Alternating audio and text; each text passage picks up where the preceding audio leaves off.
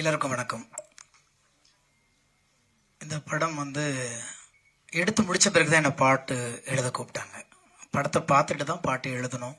அதுக்கு மேலே நம்ம நன்றி சொல்ல வேண்டியது இயக்குனர் கார்த்திக் சார் அவர்களுக்கு,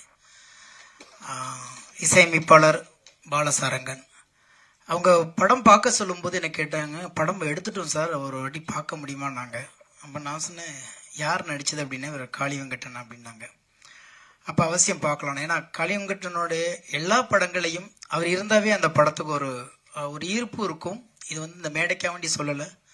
எந்த கதாபாத்திரம் கொடுத்தாலும் அதுவாக மாறக்கூடிய ஒரு சில கலைஞர்களில் மிக முக்கியமானவர் அவர் அப்படிங்கிறது நம்ம எல்லாத்துக்குமே தெரியும். நிறைய விஷயங்கள் அவரை நான் ஃபாலோ பண்ணிட்டு இருக்கேன். அப்படிங்கும்போது படம் பார்க்கும் பொழுது நான் போய் படம் பார்க்க போகும் பொழுது நினச்சுன்னா வேற யார் நடிச்சுக்காங்கன்னா எல்லாமே அப்புறம் சொன்னாங்க, ரோஷினிலேருந்து எல்லாருமே சொல்லும்போது வியாபாரத்துக்கான ஒரு களம் வேணுமே, என்ன பண்ணுறது அப்படின்னு யோசிச்சுக்கிட்டு தான் அந்த படத்தை பார்க்க போனேன். ஆனால் இந்த படம் வேற யாரையுமே தேடலை. அங்கே போனதுக்கு பிறகு இந்த படத்துக்கு இது போதும் அப்படின்னு அந்த படம் ரொம்ப அழுத்தமாக அதில் சொல்லியிருந்தாங்க. படம் பார்த்துட்டு நான் ரொம்ப 2 நாள் அந்த யோசனையிலே இருந்தேன். அப்புறம் நிறைய நாங்கள் பேசும்போது சொன்னோம், இல்லை ஆரம்பிச்சிடலாம் அப்படின்னோம். அப்படி தான் ஆரம்பிச்சு தான் அந்த பாட்டு எனக்கு வந்தது. ரொம்ப நாள் கழித்து ஒரு படத்தில் மனசுக்கு பிடிச்ச மாதிரி சில பாடல்கள் எழுதுவதற்கான களம் இதில் அமைஞ்சிச்சு. இப்போ நீங்கள் கேட்டது ஒரு கமர்ஷியல் சாங்காக இருந்தாலும் அதுவும் இந்த கதைக்கு ரொம்ப தேவையான ஒரு பாட்டு தான் வடிவேல் சார் பாடினது. அதுக்கப்புறம் இப்போ கேட்டிருப்பீங்க தந்தைக்கும் மகளுக்கும் உள்ள பாட்டு. அதுக்கப்புறம் வாழ்வியலை பற்றியான ஒரு பிலாசபி உள்ளுக்குள்ளே இருக்குது. ஒரு பாரதிதாசன் பாட்டை ஒன்று யூஸ் பண்ணியிருக்கோம். இது எல்லாமே பார்க்கும்போது பார்த்தீங்கன்னா ரொம்ப கதையோடு ஒட்டுன பாடல்கள் அமைஞ்ச படமாக இதை நான் பார்க்குறேன். ரெண்டாவது, இந்த கதையை பற்றி இயக்குனர் டிஓபி அதை மற்றபடி அவங்களுடைய அந்த குழு பேசுவாங்க. இருந்தாலும் எனக்கு நிறைய படங்களை பார்த்துக்கிட்டே இருக்கும். அன்றைக்கி நிறைய நமக்கு வாய்ப்புகள் கிடைக்குது. ஓடிடியாக இருக்கட்டும், திரையரங்கமாக இருக்கட்டும், செல்ஃபோனில் இருக்கிற ரீல்ஸ் அல்லது ஷார்ட்ஸ் எது வந்தாலும் எல்லாமே ஒரு குறும்படம் மாதிரி தான் நம்ம பார்த்துட்ருக்கோம். ஆனால் அந்த படத்தை பார்த்ததுக்கப்புறம் ஏன் இதை பற்றி யாருமே யோசிக்கலன்னு தோணுச்சு எனக்கு. ஏன்னா நம்ம பக்கத்தில் கால சுத்துற நிழலை பற்றி நம்ம கவலைப்படவே மாட்டோம். எங்கேயோ ஒரு நிழல் கிடைக்குதான்னு தேடி ஓடிக்கிட்டே இருப்போம். நம்ம நிழல் நம்மளை சுற்றிக்கிட்டே இருக்கும், அதை கவனிக்கிறதே இல்லை. நம்மளும் அந்த நிழலுக்கு ஒரு கதை இருக்கும், அதுக்கு ஒரு வேர்வை இருக்கும், அதுக்கு ஒரு ரணம் இருக்கும். அப்படி பக்கத்தில் செதறி கிடக்கிற எந்த இதுவுமே நம்ம கவனிக்காமல், பொதுவாக அது கூட இடையில ஒரு இன்டர்வியூவில் நான் சொல்லியிருந்தேன், ஆகாயம்னு சொன்ன உடனே நம்ம எல்லாருமே அண்ணாந்து தான் பார்க்குறோம். ஆகாயம் அண்ணாந்து பார்த்தா தெரியாது, இப்படி பார்த்தாவே தெரியும். ஏன்னா நம்மளுடைய பாதத்தோடைய அடிப்பகுதி மட்டும்தான் பூமியில் இருக்குது. நகக்கணிலிருந்து ஆகாயம் தொடங்குகிறது. ஆகாயத்துல தான் உடம்பே இருக்கு, பூமியோட பாதம் மட்டும்தான் பூமியில இருக்கு. அப்ப ஆகாயனே தூரமா இருக்கிறது ஆகாயனே சொல்லி சொல்லி பழகி போன நமக்கு கதனாவே கற்பனாவே நம்மளை தாண்டி ஏதோ ஒன்று யோசிக்கணும்னு நினைக்கிறோம். அப்படி இல்லை, நம்மளை சுத்தி பக்கத்துல எக்கச்சக்கமான உணர்வுகள் புதிந்த கதைகளும் மனிதர்களும் இருக்காங்கிறத ரொம்ப அழகா சொல்லியிருக்காரு கார்த்திக் சாரு.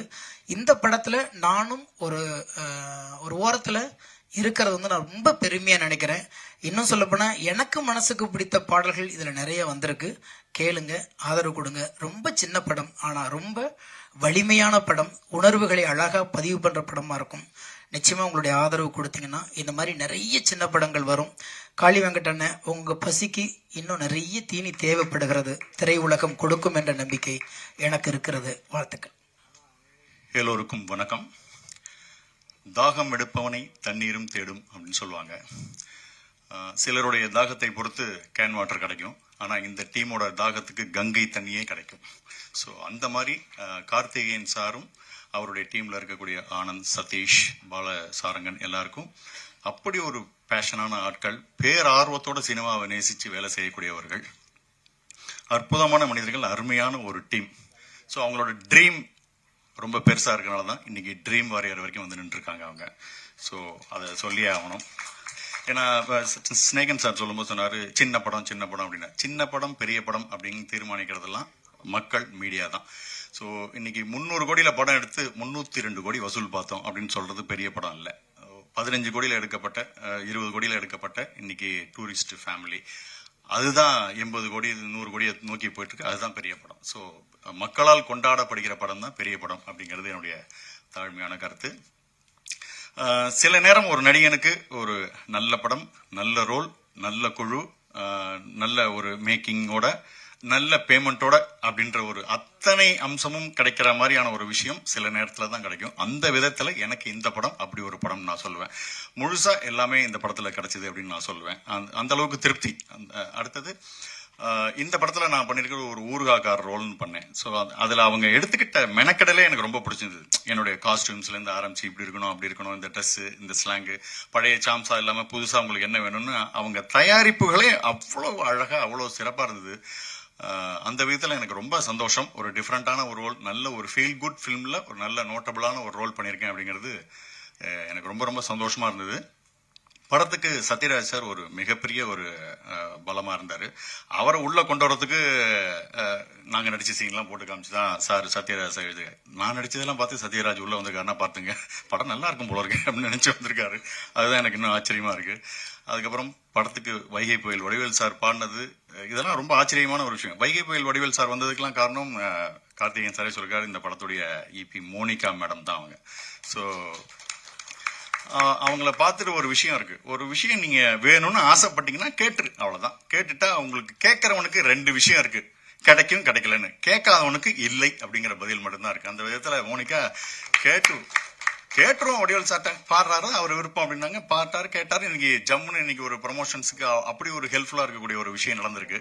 ஸோ இந்த டீம் எவ்வளோ டீசென்டான டீம் அப்படின்னாக்க, ஜென்ரலா ஒரு படம் ஆரம்பிக்கும் போதே சார் இது லோ பட்ஜெட் ஃபிலிம் சார், என்னுடைய பேமெண்ட் சப்போஸ் ஃபார் எக்ஸாம்பிள் நான் 1 lakh அப்படின்னு சொல்லி வச்சுங்களேன், இது ரொம்ப லோ பட்ஜெட் சார், சரி நீங்கள் எவ்வளோ சொல்கிறீங்க, ஒரு 15,000 ரூபாய்க்கு பண்ண முடியுமா அப்படின்னு பாதாளத்துலேருந்து அவங்கள திருப்பி தூக்கிட்டு வர மாதிரி ஆகிடும். பட் மோனிகா மேடம் அந்த டீமே அது ஒரு டீசென்ட். எவ்வளோ சார் உங்கள் பேமெண்ட்? 1 lakh. ரொம்ப சின்ன படம் சார், கொஞ்சம் குறைச்சிங்களா, எவ்வளோமா, 98,000 ரூபாய்க்கு பண்ணிக்கிறீங்களா சார் அப்படின்னு கேட்குற அளவுக்கு அவ்வளவு சினிமாவுக்கு சம்மந்தம் இல்லாமல் வெள்ளந்தியான ஒரு அற்புதமான மனிதர்கள். என்னமா என்ன தவிர பாக்கியெல்லாம் பாதிக்கப்பட்டிருப்பாங்க போல இருக்க. அந்த அளவுக்கு ரொம்ப டீசென்டான அந்த டீமே ரொம்ப டீசென்ட். ஸோ இன்னைக்கு ட்ரீம் வாரியர் கதவு எப்படி திறந்தா மாதிரியோ இந்த டீம் இதே பேஷனோட இதே மாதிரி வேலை செஞ்சுட்டு போனாங்க, நாளைக்கு வார்னர் பிரதர்ஸே இவங்களுக்காக கதவுகள் திறக்கும் அப்படின்னு நான் நம்புறேன். ஸோ நல்ல டீமோட டிராவல் பண்ணது எனக்கு ரொம்ப சந்தோஷம். எனக்கு இந்த பாட்டு எனக்கு உண்மையிலுமே ஃபர்ஸ்ட் அந்த வடிவேல் சார் பாட்டை தான் நான் கேட்டேன். பட் இதுக்கப்புறம் அந்த கண்ணம்மா பாட்டை கேட்ட கதையும் எனக்கு முழுசா தெரியாது, ஜென்ரலா அவுட்லைன் தான் தெரியும். பட் ஆனால் பாட்டை கேட்டவொடனே என் கண்ணீர் வந்துருச்சு. அப்படியே அற்புதமான லிரிக், அற்புதமான ஒரு இது. பாலசாரங்கன், இந்த டீம், ஆனந்த், சதீஷ், இவங்களுக்கு எல்லாமே மிகப்பெரிய ஒரு பெரிய சிகப்பு கம்பள வரவேற்பு இந்த படத்துக்கு அப்புறம் இந்த ஃபீல்ட்ல இருக்கு. இந்த படம் மாபெரும் வெற்றி பெற எனது மனமார்ந்த நல்வாழ்த்துக்கள். நீங்களும் கண்டிப்பா படம் பாருங்க. நீங்க சப்போர்ட் பண்ணி 4 பேர்ட்ட சொல்ற அளவுக்கு இந்த படம் கண்டிப்பா இருக்கும் நான் நம்புறேன். தேங்க்யூ.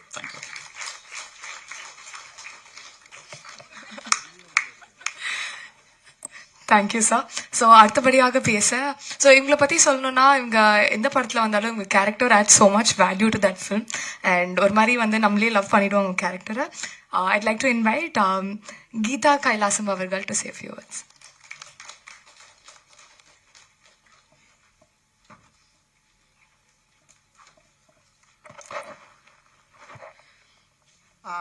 மேடையில் இருக்கிற எல்லாருக்கும் என்னோட வணக்கம்.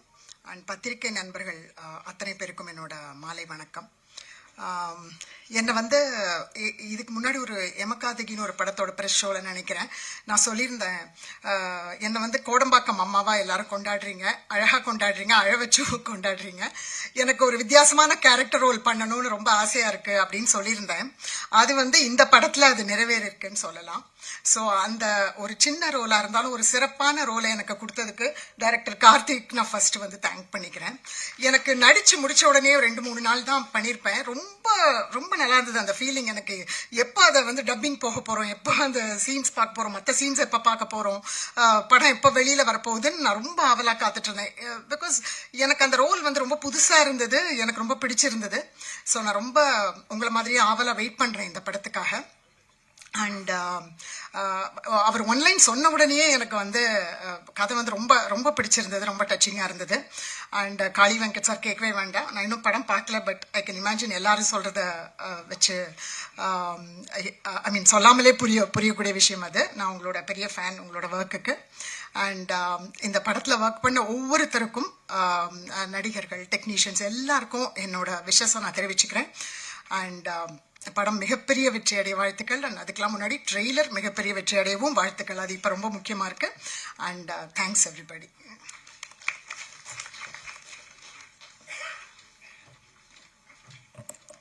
சில நேரத்தில் சொல்ல வேண்டிய விஷயம் நேரம் காரணமாக மறந்து போயிட்டுன்றது.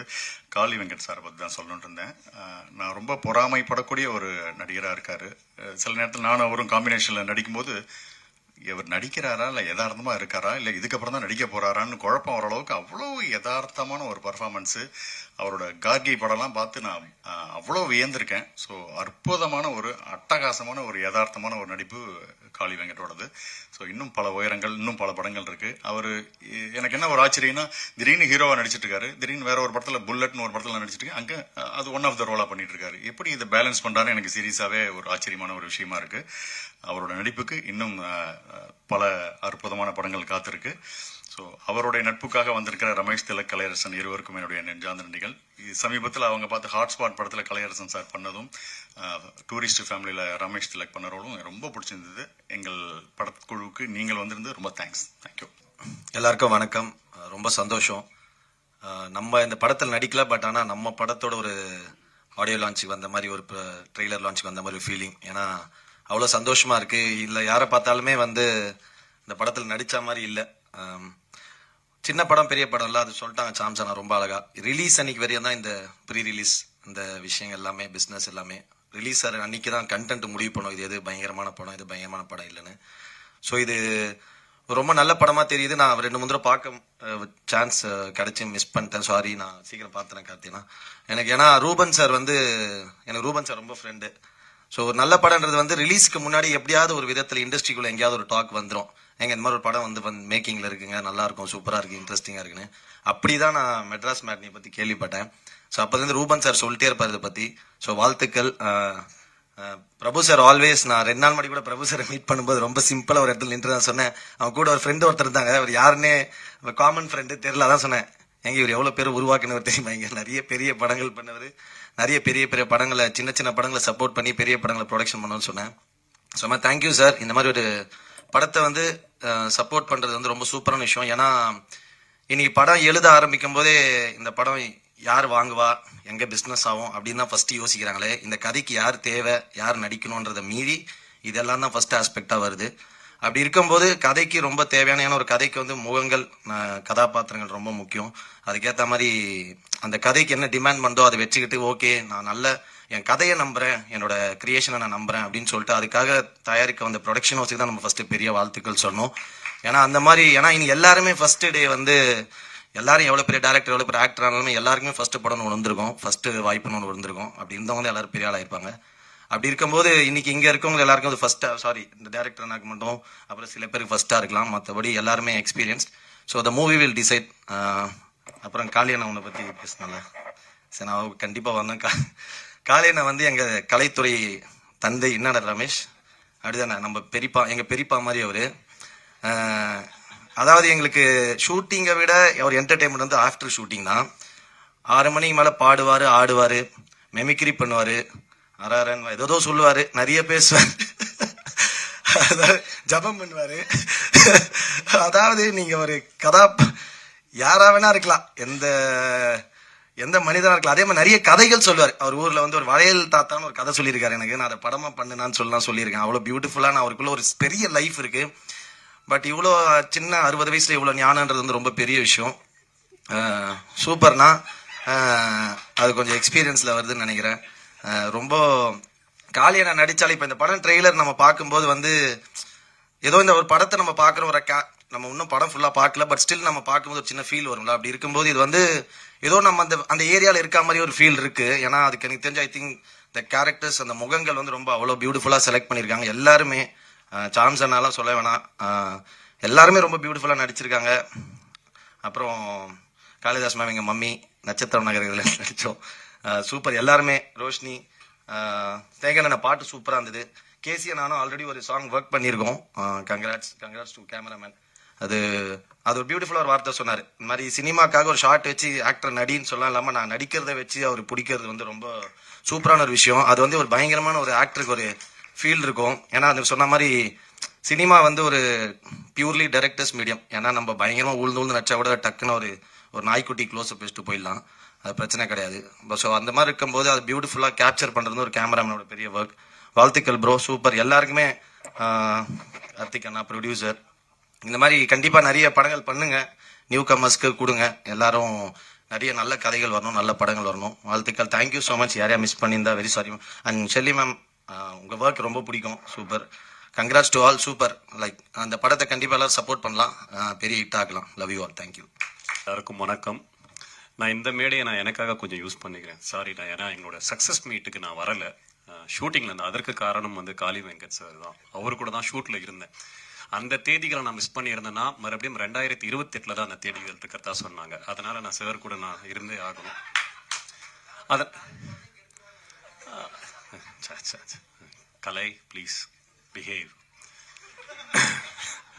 ஸோ எனக்கு நீங்கள் கொடுத்த அந்த சக்ஸஸ் வந்து ஒரு சப்போர்ட் வந்து உண்மையிலேயே என் கெரியரில் நான் ஒரு 14 வருஷமாக சினிமாவில் இருக்கேன். அந்த நீங்கள் எழுதின ஒரு ரிவ்யூவும் எனக்கு வந்து அவ்வளோ டச்சிங்காகவும் ரொம்ப பர்சனலாகவும் எனக்கு ரொம்ப மோட்டிவேட்டிங்காகவும் இருந்தது. நான் இன்னும் தைரியமான வேலைகளை நான் செய்கிறது கரெக்டு தான், நான் போய்கிட்டே இருக்கலான்ற ஒரு தைரியத்தை கொடுத்தது. அதற்கு மிகப்பெரிய நன்றி. இரண்டாவது நன்றி வந்து நான் காளி வெங்கட்டுக்கு சொல்லணும். ஏன்னா இந்த மாதிரி அவர் சொன்னார், இந்த மாதிரி மெட்ராஸ் மேட்னி ஒரு இது வச்சுருக்கோம், ட்ரைலர் லான்ச் வாடா அப்படின்னு. நான் காளிக்கிட்ட சொன்னேன், காளி இந்த மாதிரி நான் ப்ரெஸ் இதுக்கு முன்னாடி மீட் பண்ணல, என் ப்ரெஸ்ஸுக்கே நான் போல, இதுக்கு போனேன் எப்படி இருக்கும், நீ வா நான் உனக்கு ஒரு ஆப்பர்ச்சுனிட்டி கொடுக்குறேன், இதை நீ யூஸ் பண்ணிக்கோ அப்படின்னு இந்த ஸ்டேஜ் எனக்கு கொடுத்தே காளி வெங்கட் தான். அண்ட் சார், இந்த படம் பிளாக் பஸ்டர், டோன்ட் வெரி. நான் ஷுவராக சொல்கிறேன், இந்த படம் பிளாக் பஸ்டர். ஏன்னா நான் இன்னும் படம் பார்க்கல. இதற்கான 3 காரணங்கள் நான் சொல்கிறேன். ஒன்று, எஸ்ஆர் பிரபு சார் வாங்கியிருக்காரு, ஏன்னா கதைக்கு ரொம்ப இம்பார்ட்டன்ட் கொடுத்து ஒன்று வாங்குவாங்க. செகண்டு, நாங்களே ட்ரெய்லரையும் பார்த்தோம், சாங்ஸும் கேட்டோம், எல்லாமே ரொம்ப அபாரமாக இருந்தது. மூன்றாவது, ஒரு படம் நம்ம ஷூட் முடிச்சுட்டு அதுக்கப்புறம் அதுக்கான டப்பிங் வேலைகள்லாம் முடிச்சுட்டு நல்ல ஒரு படம் பண்ணியிருக்கோம்னா நம்மளுடைய பாடி லாங்குவேஜ்லேயே நமக்கு தெரிஞ்சிடும் என்ன நம்ம பண்ணியிருக்கோம் அப்படின்னு. நான் காளி வெங்கட் சார் கூட ஒரு 1.5 மாசமா டிராவல் பண்ணிட்டு இருக்கேன் ஒரு ப்ராஜெக்டுக்காக. ஆணவத்தின் உச்ச கட்டத்தில் சுத்திக்கிட்டு இருக்காரு. அதாவது இப்படிதான் இருக்காரு. என்னடா அப்படின்னா, இல்ல மெட்ராஸ் மேட்னி, சரி சரி, அப்ப படம் பிளாக் பஸ்டர், அதனால இப்படி இருக்காரு போலன்றதுக்காக. அண்ட் இன்னும் எனக்கு ரொம்ப நெகிழ்ச்சியா இருக்கிறது என்னன்னா, இவர் வாழ்ற இந்த நாட்கள்ல நம்ம வாழும்போது நமக்கு அந்த வாழ்க்கை ரொம்ப அர்த்தப்படுது காளி சார் இருக்கிற இந்த டைம்ல. பிளஸ் ஷூட்டிங் டேஸ்ல காளி சார் இருந்தாருன்னா ஏன் ரொம்ப நல்லா இருக்கும்னா, நீங்க என்ஜாய் பண்ணிருப்பீங்க, எனக்கு தெரியும். நீங்க காளி சார் இருந்த படங்கள்ல கண்டிப்பா என்ஜாய் பண்ணிருப்பீங்க. ஏன்னா நம்ம தமிழ் சினிமா ஆரம்பிச்சு ஒரு 5-6 தலைமுறையா டிஜிட்டலுக்கு முன்னாடி பிலிம் எப்படி இருந்தது, அதுக்கு முன்னாடி எப்படி இருந்தது, இந்த எல்லா ஸ்டோரிஸும் ஒரு மூத்த நடிகரா அவர் நமக்கு கொடுத்துக்கிட்டே இருப்பார். ஸ்டேஜ் தாண்டா, சாரி காளி. ஸோ எல்லா ஒரு அறிவுரையும் நம்ம கொடுத்துட்டே இருப்பாரு. அந்த காலத்துல நாங்க என்ன சாப்பிடுவோம், நைட்ல எப்படி தூங்குவோம், அந்த லெவல்ல போயிட்டு இருப்பாரு. ஸோ இந்த அறிவுரை இப்ப யாருமே இதெல்லாம் ஷேர் பண்றது கிடையாது. இது ஒரு சக நடிகர்களுக்கு யாருமே அதெல்லாம் கொடுக்கறது கிடையாது. அதை எங்களுக்கு கொடுக்கறதுக்காகவே மிகப்பெரிய நன்றி. சொல்ல வேண்டியதெல்லாம் சொல்லிட்டேன்னு நினைக்கிறேன். காளி, நீங்க வந்து கொண்டாடப்பட வேண்டியவர், ஏன்னு உங்களுக்கே தெரியும். நான் இது மூலமா ஐநா சபைக்கு ஒரு கோரிக்கை வைக்கிறேன். இந்த வருஷத்துக்கான நோபல் பிரைஸ் காளி வெங்கட் கொடுத்தே ஆகணும். ப்ளீஸ், உங்கள் குழுவிற்கு மிகப்பெரிய வாழ்த்துக்களும் நன்றிகளும். காளி சார், நன்றி சார், ரொம்ப thank you sir. Thank you so much sir. கூப்பிடுவேன் இனிமேல். கண்டிப்பா எல்லா ஃபேமிலி ஃபங்க்ஷன்ஸ்க்கும் பெஸ்ட் ஃப்ரெண்ட்ஸ் வேணும்னு நினைக்கிறேன். But thank you so much once again both of you for coming and joining us today. So அடுத்தபடியாக எல்லாரும் ஏற்கனவே வந்து சொல்லியிருக்காங்க, and we all know they've given such quality films, and சின்ன படம் பெரிய படம்லாம் இல்லாமல் நிறைய படங்கள் ப்ரொடியூஸ் பண்ணியிருக்காங்க, வண்டர்ஃபுல் ஃபிலிம்ஸ் டிஸ்ட்ரிபியூட்டும் பண்ணியிருக்காங்க. I like to invite SR Prabhu அவர்கள் from Dream Warrior Pictures to say few words.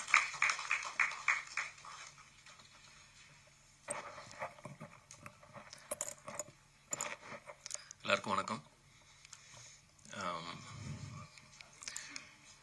Madras மேட்னியை ட்ரீம் வாரியர் பிக்சர்ஸ் நிறுவனத்து மூலமாக வெளியிடுறதில் ரொம்ப மகிழ்ச்சி. இன்னைக்கு சினிமா, தமிழ் சினிமா இல்லாமல் மொத்த இந்திய சினிமாவும் ஒரு முக்கியமான ஒரு காலகட்டத்தில் இருக்குன்னு நினைக்கிறேன். ஒரு இடைப்பட்ட நேரத்தில் நமக்கு இருந்த சில பிஸ்னஸ் அட்வான்டேஜஸ் வந்து நம்மளுடைய சுறுசுறுப்பை கொஞ்சம் குறைச்சிருச்சுன்னு சொல்லலாம். ஒரு மாதிரி நல்ல நிழலில் இருந்தவங்களுக்கு திடீர்னு மார்க்கெட் சினாரியோலாம் மாறி எல்லாரும் எந்திரிச்சு நிழலாம் தேடி ஓடுற மாதிரியான ஒரு சினாரியோ இப்போது லாஸ்ட் ஒரு 1 இயராக இருக்குது. யார்கிட்ட பேசினாலும் ஒரு சின்ன குழப்பம் ஒன்று நான் பார்க்குறேன். இது இண்டஸ்ட்ரி எப்படி போகும், பிஸ்னஸ் எப்படி இருக்கும் அப்படின்னு. ஆனால் இந்த பக்கம் சடனாக திரும்பினா, இல்லை இண்டஸ்ட்ரி நல்லா தான் இருக்குது, நம்ம தான் மாற்றிக்கணும் அப்படிங்கிற மாதிரியான ஒரு இதை வந்து தியேட்டரில் நம்ம பார்க்குறோம். இங்கே ஓடக்கூடிய படங்கள் மக்கள் இன்னும் தியேட்டருக்கு நிறைய வந்து படம் பார்க்குறாங்க, நல்ல படங்களை சப்போர்ட் பண்ணுறாங்க அப்படிங்கிற ஒரு நம்பிக்கை இருக்கிற கட்டத்தில் எல்லாரும் ஒரு படம் ஆரம்பிக்கிறப்போ இந்த படம் மிகப்பெரிய வெற்றி பெறணும், நமக்கு ஒரு அங்கீகாரம் கிடைக்கணும், நம்மளுடைய கனவு நிறைவேறணும், நிறைய பணம் சம்பாதிக்கணும், பேர் சம்பாதிக்கணும், இந்த மாதிரி நிறைய ஒவ்வொருத்தருக்கும் ஒவ்வொரு மாதிரியான விஷயத்தோட ரொம்ப பாசிட்டிவாக தான் ஆரம்பிக்கிறோம். ஆனால் ஆரம்பிக்கிற எல்லா படங்களும் அதே மாதிரியான அவுட்புட்டோட வந்து முழுமை பெறுறது இல்லை.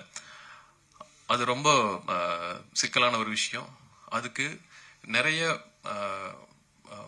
வெவ்வேறு விதமான கலைஞர்களுடைய என்ன சொல்றது, ஒரு சரியான ஒரு பொருத்தமான ஒரு ஒர்க் ஒன்று தேவைப்படுது. அந்த ஒர்க்கு நல்லபடியாக அமைஞ்ச ஒரு படமா நான் மெட்ராஸ் மேட்னி படத்தை நான் பார்க்குறேன். ஏன்னா தனிப்பட்ட ஒருத்தரை வந்து நம்ம இந்த படத்தில் வந்து இல்லை இவங்களோட ஒர்க்கு தான் பெஸ்ட் அப்படின்னு நம்ம சொல்லிட முடியாது. ஒவ்வொருத்தருடைய ஒர்க்கும் ரொம்ப இலகுவா அந்த படத்தை தாண்டி இல்லாம எல்லாமே படத்துக்குள்ள இருக்கிறது இந்த படத்தினுடைய ஒரு பெரிய அட்வான்டேஜ். நம்ம நிறைய படங்கள் பார்க்குறோம், இது வந்து இந்த படத்தினுடைய நம்மளை நினைச்சுக்கணும் அப்படின்னு சொல்லிட்டு பார்க்குறோம். அப்படி பார்க்குறப்போ ஒவ்வொரு படத்துக்கும் நம்ம இந்த படத்தை பண்றப்போ இது சரியான படமா இருக்கணும், ஒரு சரியான படத்தை தேர்ந்தெடுத்து பண்றீங்கிற ஒரு பேர் வரணும் அப்படிங்கறதுக்காக நம்ம நிறைய பண்றோம். அந்த விதத்துல இந்த படம் பார்த்த உடனே தோணுச்சு இல்லை இந்த படத்தை நம்ம டிஸ்ட்ரிபியூட் பண்ணணும் அப்படின்னு சொல்லிட்டு. அதுக்கு விஷுவலா ஆகட்டும், இந்த ஸ்டோரி ஆகட்டும், ஏன்னா சின்ன பட்ஜெட் படம் இல்லை சின்ன படம் பெரிய படம் அப்படின்னு எப்பவுமே நம்மளே வகைப்படுத்திட்டே இருக்கோம். அப்படி இல்லாம இன்னைக்கு பெரும்பான்மையாக இருக்கக்கூடிய ஒரு மிடில் கிளாஸ் லைஃபை ரொம்ப யதார்த்தமா அதே நேரத்தில் ரசிக்கும்படியா வந்து இந்த படத்தை வந்து சொல்லியிருக்காங்க. ஸோ மெட்ராஸ் மேட்னின்னா ஒரு மிடில் கிளாஸ் லைஃபை வந்து ஒரு மேட்னி ஷோவா நம்ம பார்க்குற மாதிரியான ஒரு அனுபவம் தான். நிறைய விஷயங்கள் ரொம்ப நாஸ்டாலஜிக்கா இருந்துச்சு. ஒவ்வொரு கேரக்டர்ஸும் நம்ம வாழ்க்கையில நம்ம பார்த்த கேரக்டர்ஸை திரும்பி பார்க்குற மாதிரி இருந்துச்சு. அதை திரு கார்த்திகேயன் மணி அவர்கள், ஏன்னா இது வந்து ஒரு தமிழ் படம் எல்லாமே ஒரு இன்டர்நேஷனல் படம் சொல்லலாம். ஏன்னா இதுல இன்டர்நேஷனல் ப்ரொடியூசர்ஸ் எல்லாம் இன்வால்வ் ஆயிருக்காங்க.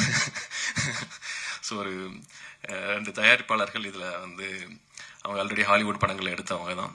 ஆனா அவங்க மொத்தமா இது வரைக்கும் அவங்க படம் பார்த்துட்டு இருக்காங்களா? ஓ பரவாயில்ல. ஏன்னா முழுசா அவரு திரு கார்த்திகேயன் அவர்களை நம்பி அவர் ஒப்படைச்சிருக்காரு. அதே மாதிரி அவருடைய டீமுக்கு இந்த படத்தை நம்பி ஒப்படைச்சிருக்காரு. 2000 ரூபாய் தான் குறைச்சி மிச்சம் பண்ணி கொடுத்துருக்காங்க.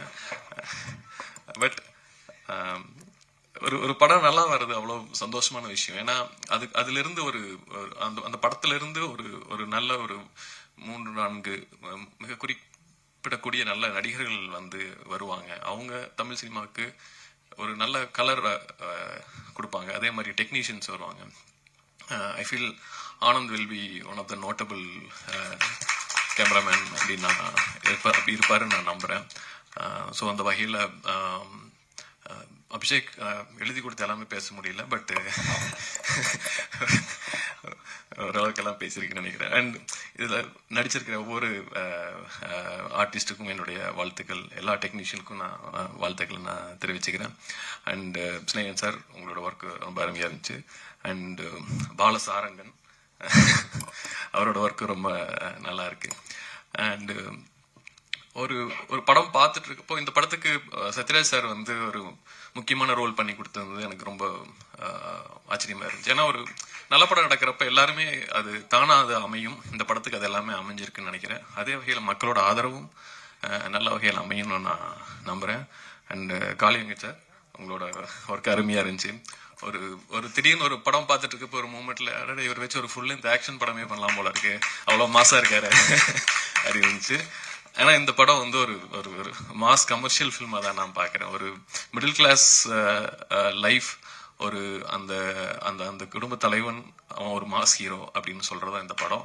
அது கண்டிப்பா அது எல்லாரும் உணர்வும் நம்புறோம். So thank you so much. இந்த படத்துல ஒரு பாட்டை நானும் எங்களுடைய நிறுவனம் இருக்கிறதுக்கு நான் என்னுடைய நன்றிகள்.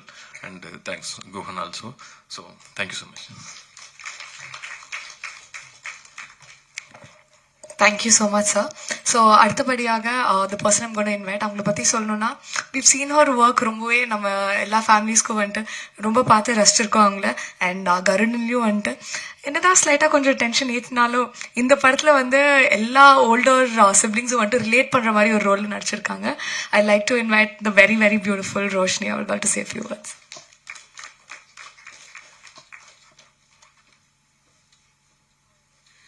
எல்லாருக்கும் வணக்கம். ஸோ முதல் நன்றி கடவுளுக்கும் யூனிவர்ஸ்க்கும் நான் சொல்கிறேன். இந்த இடத்துல உங்கள் முன்னாடி வந்து இப்படி நின்று பேசுகிறதுல வந்து ரொம்ப சந்தோஷமாக இருக்குது. கனவு மாதிரி இருக்கு ஆக்சுவலாக. இந்த படம் ஆரம்பமே வந்து எனக்கு ஆனந்த் கிட்ட தான் ஆரம்பிச்சது, ஆனந்த் சார் கிட்ட தான். ஸோ அவர் வந்து காசு தேடிட்டு இருக்கும் போது இந்த மாதிரி ஒரு நெக்ஸ்ட் டோர் கேர்ளாக வேணும் அப்படின்ற மாதிரி ஒருத்தங்களை தேடிட்டு இருந்தாங்க. ஸோ தேடும் போது அவர் தான் வந்து கார்த்திக் சார் கிட்ட வந்து சொல்லியிருக்காங்க இவங்களை காசு பண்ணலாமே, நீங்கள் ட்ரை பண்ணுங்க அப்படின்ட்டு. ஸோ அவர் தான் வந்து என்னோட ஆரம்ப புள்ளி இந்த படத்தில் நான் உள்ளே வர்றதுக்கான காரணம். ஸோ உள்ள வந்துட்டு ஆக்சுவலா அவரோட ஃப்ரேம்ல எல்லா இதுலயும் வந்து ரொம்பவே மேக்கப் எதுவுமே கிடையாது. நாங்க எந்த ஒரு இதுலயும் வந்து மேக்கப் போடாம அவ்வளோ அழகா நான் இருக்கேன் அப்படின்றத வந்து இவரோட ஃப்ரேம்ல தான் நான் பார்த்து தெரிஞ்சுக்கிட்டேன். So thank you so much Anand sir. And so நான் உள்ள என்ட்ரு ஆகும்போது கார்த்திக் சார் வந்து கதை எனக்கு நரேட் பண்ணாங்க. நரேட் பண்ணமோ இந்த படம் வந்து எனக்கு ஃபர்ஸ்ட் வந்து அங்கேயே ஸ்பாட்லேயே ஓகே சொல்லிடலாம், அந்த அளவுக்கு வந்து எனக்கு ரொம்ப கனெக்டிங்காக இருந்தது. ஸோ இந்த படம் வந்து உங்களோட எல்லாரோட வீட்லேயும் எல்லாரோட கார்னர் உங்கள் வீட்டு நுக்கிலையும் இதெல்லாம் நீங்கள் பார்த்துருப்பீங்க. உங்கள் வீட்டில் இருக்கிற ஒரு கேரக்டர்ஸாக இருக்கலாம், ஒரு அக்கா அம்மா தம்பி எல்லாரையும் நீங்கள் வந்து ரிலேட் பண்ணிக்கலாம். ஸோ எல்லா சிச்சுவேஷன்ஸுமே இது வந்து ஆமாம் இல்லை இது எனக்கும் நடந்தது, ஆமாம் இந்த மாதிரி ஒரு தம்பி எனக்கும் இருக்கு, இந்த மாதிரி அக்கா எனக்கும் இருக்காலன்னு சொல்கிற அளவுக்கு அந்த அளவுக்கு ரியலிஸ்டிக்காக வந்து இருந்தது அந்த கதை ஆக்சுவலாக நான் படிக்கும் போது. ஸோ அதனால வந்து இம்மீடியட்டாக நான் வந்து இதை வந்து விடவே கூடாது அப்படின்னு சொல்லிட்டு ரொம்ப கெட்டியாக பிடிச்சிக்கிட்டேன். ஸோ இந்த படம் வந்து எனக்கு ரொம்பவே க்ளோஸ் ஹார்ட்டடான ஒரு ஃபிலிம். நான் ரொம்ப வயசானா கூட வந்து இப்படி ஒரு படம் நடிச்சிருக்கேன்ட்டு ரொம்ப பெருமையாக சொல்லுவேன். அப்படி ஒரு படம் எனக்கு Madras matinee. So thank you so much Karthik sir for this opportunity. And SR Prabhu சாருக்கு ரொம்ப நன்றி. ஏன்னா இந்த படத்தை வந்து இன்னும் ஒரு 10-50 ஸ்டெப் ஏற்றி கொடுத்து எங்களை வந்து புஷ் பண்ணுற ஒரு பர்சன்னா அவர் தான் இங்கே நான் சொல்லி ஆகணும். And Kali Venkat sir. So இந்த படம் சொல்லும் போது காளி வெங்கட் சார் தான் வந்து அவரோட நடிக்க போகிறோம் அப்படின்னோடனே ரொம்ப அப்படியே அட்டென்ஷன் ஆன மாதிரி ஆயிட்டேன். என்னது அவரோடையா அப்படின்ட்டு ஒரே யோசனையாக இருந்தது. ஸோ ஏன்னா அவரோட ஒர்க் வந்து இவங்க முந்தாசிப்பட்டியிலேருந்து கார்கி வரைக்குமே நான் எல்லாமே பார்த்துருக்கேன். ஈவன் ஹர்கரால கூட வந்து ரொம்பவே பயங்கர அமேசிங்காக இருக்கும். ரொம்ப என்ன சொல்கிறேன், ஸ்விட்ச் போட்ட மாதிரி அடுத்த நாள் வந்து வேற கேரக்டரில் அவ்வளோ அழகாக பண்ணுவார். அவ்வளோ பாசிபிளாக எவ்வளோ பண்ண முடியுமோ அவ்வளோ அழகாக அதை டெலிவர் பண்ணுவார். ஸோ இவரோட நான் நடிக்க போகிறேன், இவரோட நான் ஃப்ரேமில் இருக்க போகிறேன்னா என்னெல்லாம் பண்ண முடியும் அப்படின்னு சொல்லிட்டு கண்டிப்பாக மெனக்கேட்டேன் நான். அவ்வளோ ஈஸி இல்லை உங்களோட நடிக்கிறது. அண்ட் எல்லாருக்குமே வந்து அவங்க அப்பா தான் ஹீரோ கண்டிப்பா. அதுல எந்த ஒரு சேஞ்சுமே இல்லை. எனக்கு வந்து காளி சார் அப்பா. ஸோ இவர் தான் என்னோட ஹீரோ இந்த படத்துல. நான் ஒரு அப்பாவுக்கும் ஒரு பொண்ணுக்கான ரிலேஷன்ஷிப் வந்து வார்த்தையால சொல்லிட முடியாது. அது வந்து ஒரு அப்பா ஒரு பொன் குழந்தைய பெத்த அப்பாவுக்கு தான் அந்த ஃபீலிங் தெரியும்னு சொல்லுவாங்க. ஸோ அதை வந்து எந்த ஒரு பெரிய ஒரு ட்ராமாவோ எந்த ஒரு பெரிய ஒரு சர்ச்சை இதெல்லாம் இல்லாமல் அழகாக பியூட்டிஃபுல்லாக சீன்ஸ்லேயும் எமோஷன்லேயும் வந்து இதை டெலிவர் பண்ணியிருக்காங்க. ஸோ அதுக்கு வந்து டைரக்டர் சாருக்கு தான் வந்து ஒரு பெரிய பாராட்டு நான் சொல்லி ஆகணும். அண்ட் அதில் என்ன காஸ்ட் பண்ணியிருக்காங்கன்றமும் இதில் நானும் இருந்திருக்கேன் அப்படின்ற மாதிரி இருக்கு எனக்கு. நான் ஷெலி மேம்க்கு வந்து நான் பொண்ணா நடிச்சிருக்கேன். ஸோ கண்டிப்பாக இவங்களோட வந்து ஒரு பயங்கரமான ஒரு ஜேர்னி எனக்கு இருக்கு அப்படின்னு அவங்கள பார்த்தோன்னே தெரிஞ்சு போச்சு. பிகாஸ் ஷீஸ் ஒன் என்ன சொல்றது, அவ்வளோ எமோஷன்ஸ் வச்சிருப்பாங்க. எங்கேருந்து வச்சிருப்பாங்கன்னு எனக்கு தெரியாது. திடீர்னு இப்படி இந்த மாதிரி சீன் நடினா அப்படி ஸ்பான்டேனியஸா அவங்களுக்கு அந்த ஸ்பாட்ல வரும். அவங்களுக்கே தெரியாம நான் ரொம்ப ரசிச்சிருக்கேன் அவங்கள ஒரு ஃப்ரேம்லயும். She is very beautiful and very sweet person. So thank you so much ma'am. And Vishwa வந்து என்னோட தம்பி. ஆனந்த் சார் கார்த்திக் சாருக்கு அப்புறம் விஸ்வா கிட்ட தான் இந்த படத்தோட தொடக்கம் எனக்கு ஆரம்பிச்சது. ஸோ ஸ்டார்டிங்ல வந்து இவங்களை வந்து கூப்பிட்டு ஒரு டெஸ்ட் எடுத்து பார்ப்போம் இவங்க செட் ஆவாங்களான்னு ஆரம்பிக்கவும் தம்பியோட தான் ஒரு சீன் வச்சிருந்தாங்க. ஸோ டயலாக்ஸ் எல்லாம் கொடுத்துருந்தாங்க. நானும் மனப்படம்லாம் பண்ணி நைட்லாம் உட்காந்து படிச்சு போய் நின்னா அந்த டயலாக் எதுவுமே வேண்டாம், நீங்களா நடிங்க அப்படின்ட்டாங்க. சரி நடிப்போம் அப்படின்ட்டு இவர் பார்த்தேன், மேலே கீழே பார்த்தேன் விஸ்வாவை, என்ன பண்ண போறான் இவன் நம்மள அப்படின்ற மாதிரி இருந்தது. அண்ட் இன்ஸ்டன்டா எங்களுக்கு அங்க ஸ்பார்க் ஆயிடுச்சு. ஒரு சிப்ளிங், ஒரு பிரதர்லி ஃபீல் வந்துருச்சு எனக்கு. அவனோட ஹேர் ஸ்டைலோ ஏதோ பார்த்து அது என்னன்னு தெரியல, அந்த அவரோட மொழியா இல்ல அவரோட பிஹேவியரா எனக்கு தெரியல, டக்குன்னு எங்களுக்கு வந்து கனெக்ட் ஆகி நாங்க நிஜமாவே ஒரு வீட்டுல ஒரு அக்காவும் தம்பி இருந்தா எப்படி இருக்கும்ன்ற மாதிரி டக்குன்னு நாங்க ஸ்விட்ச் ஆயிட்டோம். ரொம்பவே அழகா இருந்தது. அவரோட நடிச்ச அந்த சிஸ்டர் அந்த ஃபீலிங் எல்லாமே ரொம்ப அழகா வந்திருக்கு படத்துல. கண்டிப்பா உங்களோட தம்பியோ அக்காக்கோ அந்த மாதிரியான ஒரு ரிலேஷன்ஷிப் நாங்க அழகா பிரதிபலிச்சிருக்கோன்றதை நான் நம்புறேன். கண்டிப்பா நீங்க அதை பார்த்து ஃபீல் பண்ணுங்க அந்த படத்துல. And editor sir Satish sir ரொம்ப அழகா என்ன வந்து அதுல வந்து இது பண்ணிருக்காங்க. எங்க பெர்ஃபார்மன்ஸ், என்னோட பெர்ஃபார்மன்ஸ் மெயினா வந்து ரொம்பவே கிறிஸ்பா இருந்ததுக்கு அவருக்கு ஒரு பெரிய நன்றி. Thank you so much Satish sir. And என்னோட மித்த ஆக்டர்ஸ் சாம் சார், அவருமே வந்து ஊருகாக்காரன்னு சொல்லிட்டு வந்திருக்காங்க. ஒரு பாஸ் விட்டாலும் அதுல 10 டயலாக் அடிச்சுட்டே இருப்பாரு. அவரோட ஒர்க் பண்ணவே வந்து எப்ப என்ன சொல்ல போறாரு அப்படின்ற மாதிரி ரொம்ப கான்சியஸா வெயிட் பண்ணிட்டு இருந்தேன். So thank you, it was brilliant working with you sir. And Geetha ma'am, உங்களோட ஒரு சீன் கூட இல்லை, பட் ஆனா எனக்கு ரொம்ப ஆசை, கண்டிப்பா ஃபியூச்சர்ல நான் உங்களோட நடிக்கணும்னு ஆசைப்படுறேன். Abhishek sir again thank you so much for உங்களோட, கண்டிப்பா உங்க புஷ் இல்லாம இந்த அளவுக்கு வந்து ஸ்டேஜ் வந்து பெருசாகிறதுக்கு உங்களாலதான். So thank you so much. And Hari sir, production team, Hari sir, Monica, Shaan, இவங்க எல்லாமே எனக்கு ரொம்ப சூப்பரா பாத்துக்கிட்டாங்க. And thank you so sweet. And எப்ப எது கேட்டாலும் எனக்கு வாங்கி கொடுத்தாங்க. So thank you so much. And இந்த ராக் ஸ்டார் பாலா, ஸோ அவரோட பாட்டுல வந்து எனக்கு விஜய் யேசுதாஸ் சார் ரொம்ப பிடிக்கும். ஸோ அவரோட பாட்டுல எங்களோட ரிலேஷன், அந்த அப்பா பொண்ணு ரிலேஷன்ஷிப் பத்தி ஒரு பாட்டு பண்ணியிருக்காங்கன்றதுப்போ எனக்கு கேட்கும் போதே அப்படியே கண்ணெல்லாம் அப்படியே ரொம்ப மாய்ஸ்டா இருந்தது. எனக்கு ரொம்ப சந்தோஷமா இருக்கு. விஜய் யேசுதாஸ் சாரோட வாய்ஸ்ல எனக்கு என்னோட படம்லாம் வரப்போகுது அப்படின்ற போது ரொம்ப சந்தோஷமா இருக்கு. ஸ்னேகன் சாரோட லிரிக்ஸ்ல அதுவும் பீன் சோ பியூட்டிஃபுல். ரொம்ப அழகா அதை வந்து இத அந்த மாதிரி வார்த்தையே இதுக்கு மேல யாராலையும் எழுத முடியாது, அவ்வளோ அழகா அதுல எழுதிருந்தீங்க. So thank you so much sir. And எல்லாரையும் சொல்லிட்டேன் நினைக்கிறேன், யாரை விட்டுருந்தேன். அப்புறம் இன்னும் முக்கியமான விஷயம் வந்து இந்த படத்துல வந்து ஒரு ஸ்டேஜஸ் ஆஃப், என்னோட கேரக்டர் இப்போ தீபிகா, ஸ்டேஜஸ் ஆஃப் தீபிகா இருக்கும். சின்ன வயசுல இருந்து இப்ப நான் இருக்கிற வயசு வரைக்கும் இருக்கும். ஸோ என்னோட பர்ஃபார்மன்ஸ் வரதுக்கு முன்னாடி அந்த இந்த சின்ன பசங்க, அந்த டீனேஜ் பொண்ணு ஒரு அவங்க எல்லாம் நடிச்சிருப்பாங்க. ஸோ நான் வந்து திடீர்னு வரும்போது லைக் எப்படி இருக்கும்ன்ற ஒரு டவுட் இருந்தது. ஏன்னா த்ரூ அவுட் த ஃபிலிம் இல்லாம ஸ்டார்டிங்ல அவங்க தான் நடிச்சிருப்பாங்க.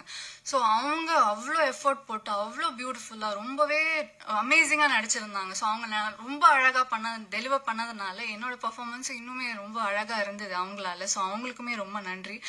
Thank you so much. June 6 Madras matinee release ஆகுது. கண்டிப்பா உங்க ஃபேமிலியோட பாருங்க. கண்டிப்பா I am sure, pretty sure உங்களுக்கு வந்து நைட் நீங்க தூங்கும் போது உங்களுக்கு ரொம்ப நாஸ்டாலஜிக்கா ஃபீல் ஆகும், உங்களோட பழைய நினைவுகள்லாம் ஞாபகம் வரும். கண்டிப்பா பார்த்து என்ஜாய் பண்ணுங்க. Thank you so much.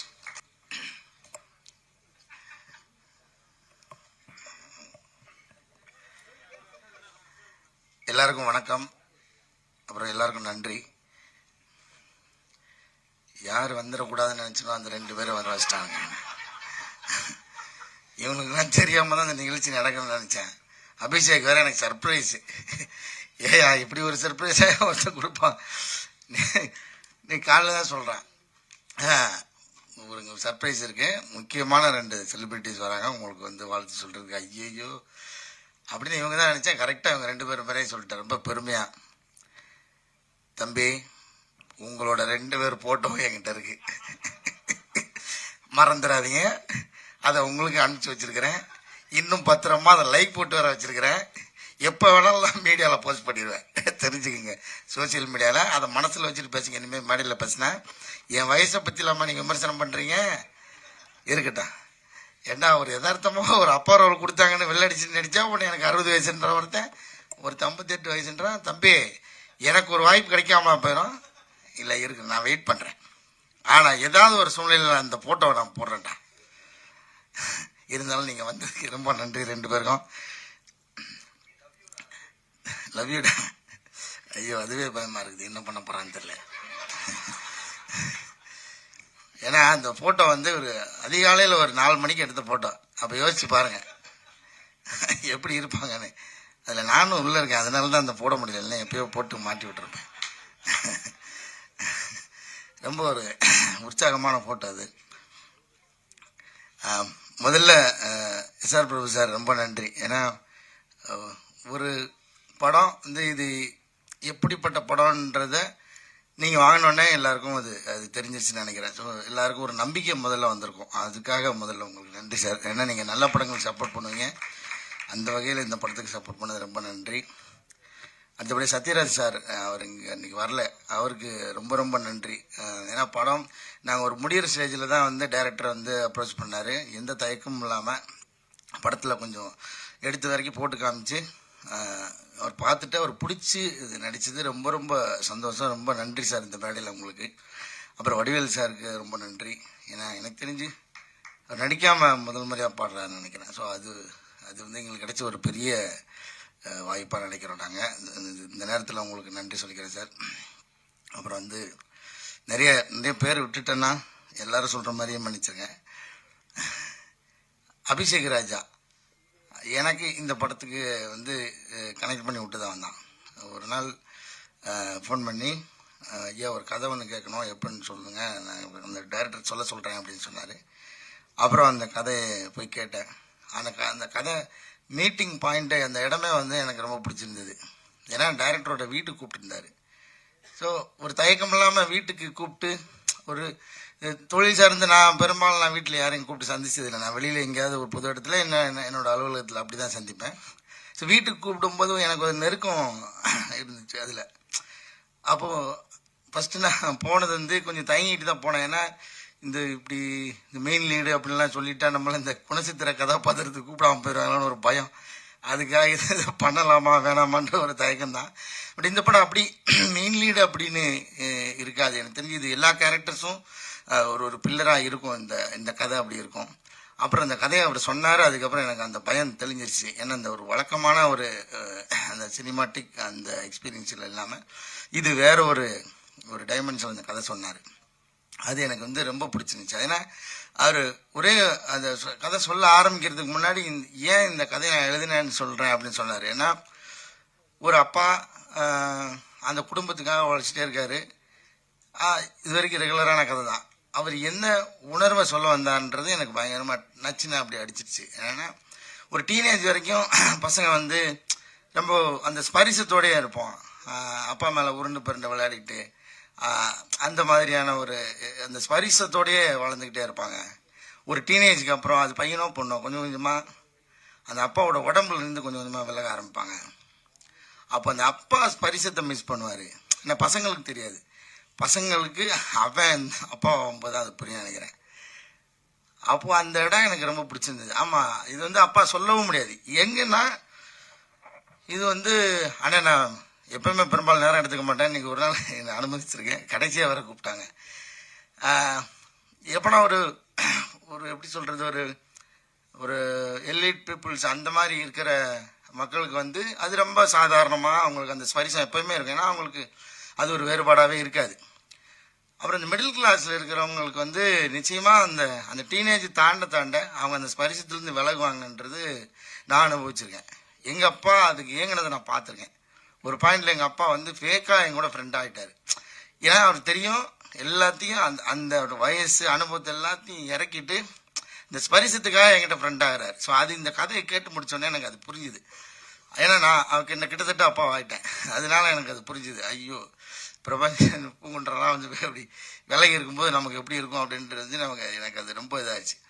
அப்புறம் அந்த கதை சொல்லி முடிச்சோன்னே ஓகே, இதை நிச்சயமாக பண்ணிடணும், விட்டுறக்கூடாது அப்படின்னு நினச்சேன். கார்த்திகேயன் மணி சார் ரொம்ப நன்றி சார், இயக்குனர், படத்தோட இயக்குனர். அப்புறம் வந்து இந்த படத்தை பற்றி நான் நிறையா பேச விரும்பல. எனக்கு நான் இந்த படத்தை திரும்ப எவ்வளோ உள்ள ஊடுருவி பார்க்கும்போது எனக்கு ஒன்று மட்டும்தான் அந்த ஒரு வாசனை மட்டும் அடிச்சுட்டே இருக்குது. அது வேற ஒன்றும் இல்லை, எங்கள் அப்பாவோட சட்டையோட வாசனை அடிச்சுட்டே இருக்குது. அது நீங்கள் இந்த படம் பார்க்கும்போது சினிமா தியேட்டரில் நீங்கள் அதை மட்டும்தான் எடுக்க முடியாதுன்னு நினைக்கிறேன். உணர்வுகள் எல்லாமே உங்களுக்கு வந்துடும், காட்சி, இசை எல்லாமே கிடைக்கும். இந்த படத்தில் எனக்கு தெரிஞ்சு அந்த வாசனை அடிக்கும்னு நான் நம்புகிறேன். அப்படி அடிச்சதுன்னா இந்த படத்தோட சக்ஸஸ் நான் நினைக்கிறேன். ஏன்னா நான் அதை உணர்ந்தேன், நான் நடிக்கும்போது உணர்ந்தேன், அது படமாக பார்க்கும்போது நான் உணர்ந்தேன். அது ரொம்ப அபூர்வமாக நடக்கிற நிகழ்வு. ஏன்னா ஒரு படத்துக்குள்ளேருந்து ஒரு வாசனை அடிக்கிறதுன்றது ரொம்ப அபூர்வம். இந்த படத்தில் அது நடக்கும்னு நம்புகிறேன். ஸோ அதுதான் இந்த படத்தை பற்றி நான் சொல்லணும்னு நினைக்கிறது. அதுக்கப்புறம் நீங்கள் பார்த்துட்டு நிச்சயமாக ஒரு நல்ல படத்தை நீங்கள் விட்டுற மாட்டீங்கன்னு தெரியும். அந்த நம்பிக்கை தான். வழக்கமாக எல்லாரும் கேட்குற மாதிரியான கோரிக்கைகளை நான் வைக்க விரும்பல. நீங்கள் படம் பாருங்கள், நிச்சயமாக படத்துக்கு அப்புறம் படம் ரிலீஸ் ஆனதுக்கப்புறம் நிறைய பேச வேண்டியிருக்கும்னு நினைக்கிறேன். எல்லோரும் வந்ததுக்காக முதல்ல ரொம்ப நன்றி. அப்புறம் ஆனந்த்ஜிக்கு, எங்கள் படத்தோட சினிமாட்டோகிராஃபர், ரொம்ப எளிமையான சினிமாட்டோகிராஃபர். எப்படி இந்த கதையை ஒரு கதைக்கு எப்படி துருத்திடக்கூடாதோ, ஒரு தடவை இதே மேடையில் தான் பாலுமந்திர சார் சொன்னார், ஒரு சினிமாட்டோகிராஃபியும் மியூசிக்கும் அப்படின்னா ஒரு என்னை பாரு என் திறமையை பாருன்னு வெளியில் துருத்தி தெரிஞ்சிடக்கூடாது, அது அந்த கதைக்குள்ளே முங்கியே இருக்கணும், அதுதான் ஒரு தரமான சினிமாட்டோகிராஃபி, அதுதான் ஒரு தரமான இசை அப்படின்னு சொல்லி இந்த மேடையில் வச்சு சொல்லியிருந்தாரு. நான் அங்கே ஆடியன்ஸ் உட்காந்து கேட்டிருக்கேன். ஸோ அந்த மாதிரியான ஒரு ஒர்க்கு ஆனந்த்ஜியோடது.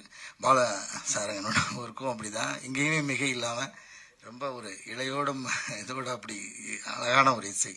ரொம்ப அதுக்கப்புறம் எனக்கு அந்த பாட்டு இப்பயும் கேட்கும்போதே வந்து கண்ணம்மா அந்த லைன் வரும்போது அதை ஒரு நாள் என் வாய்ஸ் வச்சு எடுக்கிறேன்னு சொல்லிட்டு ஏமாற்றிக்கிட்டே இருக்கிறேன்.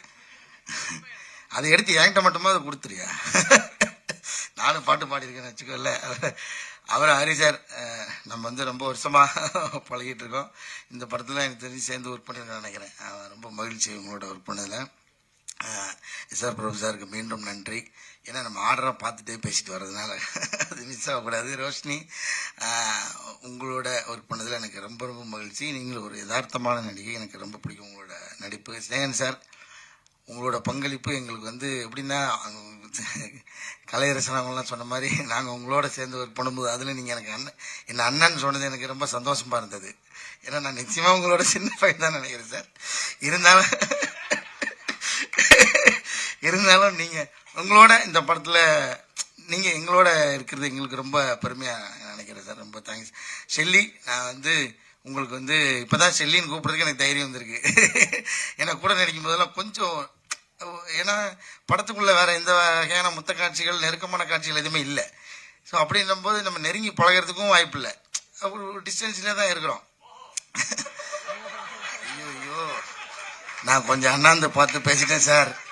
இவனுங்க கீழே இருக்க, அதாவது திருவிழாலெல்லாம் இந்த கச்சேரி நடந்துட்டு இருக்கும்போது 2 கேரக்டர் இருந்திருக்கேன் தெரியுமா நடுவில், அதை மாதிரி கூட்டு நடுவில் போட்டி வச்சுட்டு என்ன பேச வைக்கிறீங்க. சரி, அப்போ சொல்ல வந்த குறைய சொல்லவே முடியாது. அப்படி இருந்து கொஞ்சம் டிஸ்டன்ஸாகவே இருக்கிற மாதிரியான எழுதிட்டாரு டைரக்டர் சார். அதனால அப்போ நான் வந்து மேடம்னே சொல்லிட்டே இருந்தேன். அப்புறம் வந்து ஒரு நாள் அவங்க வந்து என்னை திட்டி, நீ மேடம் சொன்னா நான் உன்னை சாருன்னு தான் சொல்லுவேன், எப்படி நான் காலின்னு கூப்பிடுனா நீ என்னை செல்லின்னு கூப்பிடு, அவ்வளோதான். நீ என்னை செல்லியா நினச்சா செல்லின்னு கூப்பிடு, யாரோ ஒரு மேடம் நினச்சா மேடம் கூப்பிடுனாங்க. சரி, அன்னிலேருந்து நான் செல்லின்னு கூப்பிட்றேன். ரொம்ப மகிழ்ச்சி உங்களோட ஒர்க் பண்ணதில். ஆரம்பத்தில் எனக்கு கொஞ்சம் பயமாகவே இருக்கும், ஏன்னா நம்ம எப்படி இந்த வெள்ளையா இருக்கிறவன் பொய் சொல்ல மாட்டான்ற மாதிரி. நான் வேற எந்த இதை பற்றி பேச வரல, இருந்தாலும் சொல்லிடுறேன். மலையாள நடிகர்கள்னால் கொஞ்சம் அவங்க பயங்கரமாக நடிப்பாங்க அப்படின்னு ஒன்று இருக்குல்ல, அப்படின்னு தான் நம்ம நிறைய பழகிருக்கோம். அந்த படம் சுமாராக இருந்தால் கூட மலையாள படம் தான் அது சூப்பராக இருக்கும்னு நினச்சிக்கிட்டே போய் பார்க்குறது ஒன்று இருக்குல்ல, அதுக்குன்னு ஒரு ரிவ்யூ ஒன்று இருக்கு. ஸோ மலையாளத்துலேருந்து எப்படியா பிடிக்கிறாங்க, மலையாளத்தில் என்ன மாதிரி கண்டென்ட் நிச்சயமாக எல்லா ஊர்லேயும் இருக்குது. அதில் நிறைய ஓடுற படம், நல்ல கண்டென்ட் படம் தான் நம்ம கண்ணுக்கு தெரியுது. அங்கேயும் சில சுமாரான படங்கள்லாம் நான் பார்த்துருக்கேன். அந்த ஒரு சின்ன பயத்துலேருந்து தான் நான் அவங்கள அணுகினேன். ஏன்னா மலையாள நடிகர்லாம் பயங்கரமாக பர்ஃபார்ம் பண்ணுவாங்க, ஆனால் அவங்க ஆப்வியஸாக பயங்கரமாக பண்ணாங்க தான், இல்லைன்னு சொல்ல. எனக்கு என்னென்னா அந்த சவால்லேருந்து அடிக்கி விழுந்துடக்கூடாது, அது எப்படியாவது எதிர்கொண்டு அவங்களோட சேர்ந்து பயணிச்சணுன்ற ஒரு டாஸ்க் இருந்தது. அது இருந்தது ரொம்ப நல்லதாக இருந்துச்சு. இன்னும் யதார்த்தமாக நம்ம அதை பண்ண முடிஞ்சிச்சு. ரொம்ப நன்றி உங்களுக்கு. விஸ்வா, ரொம்ப தேங்க்யூடா, உன்னோட ஒர்க் பண்ணது எனக்கு ரொம்ப மகிழ்ச்சி. ஐயா எடிட்டர் ஐயா பேச மாட்டார், அவருக்கு கை மட்டும் தான் வேலை செஞ்சுட்டே இருக்கோம். அவர் சொன்ன மாதிரி அந்த ஃபர்னிச்சராகவே ஆகிட்டார் அந்த ஆஃபீஸில், நீங்கள் எப்பயும் போகலாம், ஒரு ஓரமாக ஒட்டிக்கிட்டே இருப்பார். அவருக்கு மகிழ்ச்சி. கீதா மேடம், ரொம்ப நன்றி மேடம் உங்களோட ஒர்க் பண்ணது. சாம்சனா, உங்கள் டைமிங்லாம் பயங்கரமாக இருக்கும். இந்த படத்தில் உங்களை அந்த மாதிரி ஸ்டைலில் பண்ண விடாமல், ஆனால் அவர் ரொம்ப யதார்த்தமான ஒரு ரோல் பண்ண வச்சுருந்தாங்க. அது எனக்கும் உங்களோட ஒர்க் பண்ணது ரொம்ப மகிழ்ச்சி. அபிஷேக் ராஜா, போயா, இதில் வேற ஒரு பதவி அவனுக்கு, கிரியேட்டிவ் ப்ரொடியூசர், ஆனால் அதையும் மீறி வேலை பார்த்துருக்குறேன். உன்னோட உழைப்புக்காக இந்த படம் உங்களுக்கு பெரிய பேர் வாங்கி தரும். எங்கள் டீம் பற்றியே நான் பெருமையாக பேசுகிறதுக்கு ஒன்றும் இல்லை, இருந்தாலும் மறுபடியும் எல்லாருக்கும் நன்றி. வந்தவங்களுக்கெல்லாம் திரும்பவும் ஒரு நன்றி சொல்லிக்கிறேன். Thank you so much all.